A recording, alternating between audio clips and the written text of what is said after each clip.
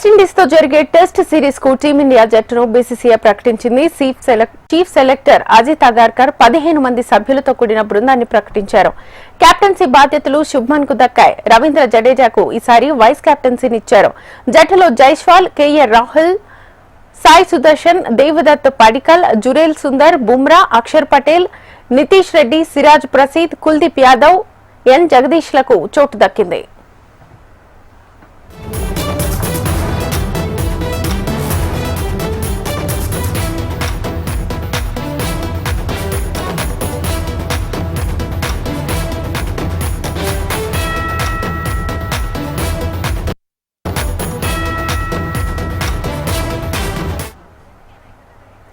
West Indies తో జరిగే test series కు టీమిండియా జట్టును బీసీసీఐ ప్రకటించింది.